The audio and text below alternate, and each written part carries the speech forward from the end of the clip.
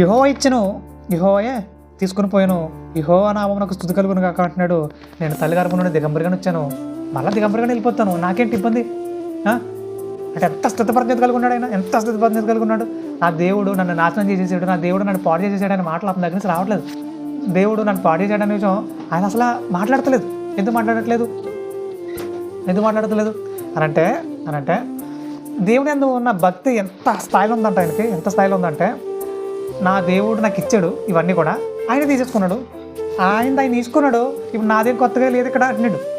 పుట్టినప్పుడు నేను దిగంబరిగానే పుట్టాను, కొత్తగా ఇవన్నీ నేను గొర్రెల్ని ఒంటెల్ని అని తీసుకుని రాలేదు. మరి ఇప్పుడు ఇవన్నీ పోయినని చెప్పేసి దేవుడు నన్ను పాడు చేసేసాడు, దేవుడు నన్ను నాశనం చేసేసాడు అనే మాటలే మాట్లాడను. అది స్థిరం లేని మాటలు అవి, బుద్ధి లేని మాటలు అవి. సో దేవుడు నాకు ఇచ్చాడు, మళ్ళీ ఆయన తీసుకున్నాడు. మరలా ఇవ్వాలనుకుంటే ఆయన ఇస్తాడు కూడా, ఖచ్చితంగా ఇస్తాడు. ఆయన ఇస్తాడు, లేదంటే ఇగో ఈ వ్యాధితో లేదంటే ఈ కురుపులతో నేను చనిపోతాను, ఆయన దగ్గరికి వెళ్ళిపోతాను, నాకేంటి అని మాట్లాడుతున్నాడు. నిజంగా చాలా పరిణతి చెందిన వ్యక్తి ఆయన.